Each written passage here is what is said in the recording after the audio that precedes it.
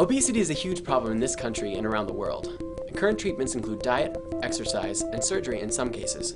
However, research has shifted towards investigating adipose tissue, or fat, and specifically the adipocyte, or fat cell, so that we can understand how fat develops within the body. At Adipolyze, we are developing image analysis tools which can be used as a novel screening technology for pharmaceutical research and development of new therapeutic targets to treat obesity. We plan to market this technology to the growing number of pharmaceutical companies and academic research groups investigating obesity and adipose tissue.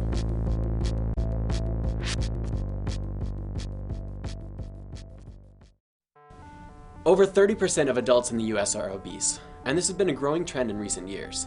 Associated health risks include heart disease, hypertension, stroke, certain cancers, and of course, type 2 diabetes. It is estimated that 10% of medical expenses are due to obesity-related illness. And when treating obesity, we typically think of behavioral modification like diet and exercise as a first line of defense. However, less than 10% of those who lose weight actually maintain weight loss. Pharmacological options are severely limited and remain ineffective, and furthermore, neither of the two currently approved obesity drugs actually directly target the adipose tissue. Previously, adipose tissue had been thought of as a relatively inert storage depot for excess calories. However, current research implicates adipose tissue as an active endocrine organ, which not only responds to signals from other tissues, but secretes several chemicals of its own. In order to understand how adipose tissue develops, differentiates, and interacts with other tissues and cell types, several research groups have attempted to culture adipocytes in vitro. However, there are several limitations to current research. Typically, cells are grown in 2D on hard plastic and 12-well plates, but as you can imagine, this is not very representative of the environment the cells see in vivo. Because of this, my research in Kyongbum Lee's lab at Tufts has focused on developing a 3D culture system for adipocytes and other cell types. Adipocytes accumulate fat in the form of visible lipid droplets, or triglycerides. In mature adipocytes, lipid volume accounts for greater than 90% of the total cell volume. Thus, an increase in adipose cellular lipid is equivalent to an increase in cellular volume. This direct coupling between cellular morphology and metabolism can be exploited to screen for effects of agents designed to target specific metabolic pathways by monitoring the dynamics of cellular lipid droplets. Ideally, the lipid droplets are monitored non-invasively to enable observations over time. An attractive option for monitoring lipid accumulation is image analysis, because we can capture images at different time points in the culture and under different therapeutic conditions, and then analyze the images after the fact. But currently, the only option for image analysis is manual counting and measuring of lipid droplets in cells. This process is time-consuming, tedious, and has the possibility of introducing error and bias based on the high level of human interaction. After several hours of manual analysis, I decided there had to be a better way. So I turned to my collaborators in the Department of Electrical and Computer Engineering for help. When James presented us with the challenge, we searched the primary literature to see what other groups had come up with. One of the only programs we found automatically identified fat droplets based on one characteristic, their lightness. In an image of adipose tissue, fat droplets are usually among the lightest objects, but identifying them only on this one characteristic gave inaccurate results. I wanted to see if I could improve on their idea. In my mind, image analysis program is just a matter of taking what your eye does when you look at a picture and describing that to the computer in its language. For example, when I look at an image of adipose tissue, looking for the lipid droplets, I don't just look for the light parts of the image, I look for the light circular objects surrounded by dark circular boundaries. So my program should do the same thing. First, my program identifies the lightest parts of the image. As you can see, the result includes the fat droplets, but also a lot of noise. Next, my program identifies the darkest parts of the image and fills in the rings. This result includes the fat droplets and also some dark noise.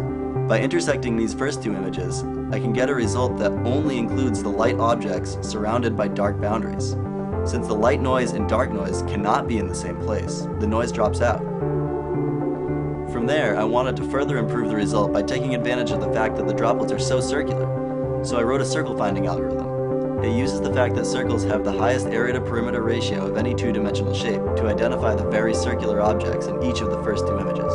Putting it all together, the final process image is very representative of the lipid droplets in an image.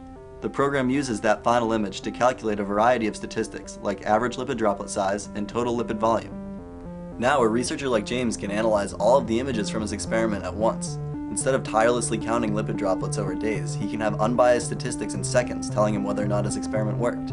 If the results look promising, then at the cost of a little bit of user interaction, you can get even more accurate results using my colleague Aisha's program. I became involved in this project as it was very similar to one I had worked on earlier, where I had to find cell boundaries in images. I had built an edge detector, which worked fine for that application, but for these images, it simply wasn't good enough. You see, these images are pictures of 3D cultures, which means you have cells at different levels. Some are in focus, some aren't. So I consulted with my advisor, Dr. Eric Miller, and we decided on a completely different approach. Firstly, we decided that we were going to zero in on individual cells as opposed to try and tackle entire images.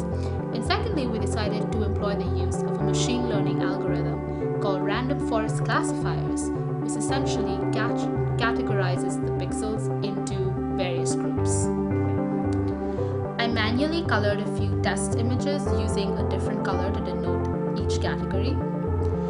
The classifier learns features of, say, red pixels versus all other pixels, and can then assign a color to each pixel in an uncolored image. And you can see it does a pretty good job too. So while trying to identify droplets and droplet boundaries in a typical black and white image, which has 256 possible values for each pixel, might be a really difficult task.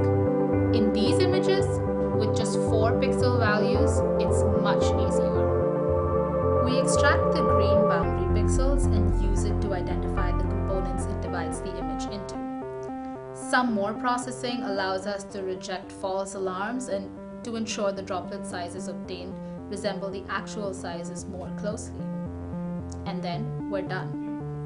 To see how well our program worked, James manually identified and measured the sizes of droplets in a number of cells that he thought accurately represented the cultures, and we compared the program's results to his manually collected data.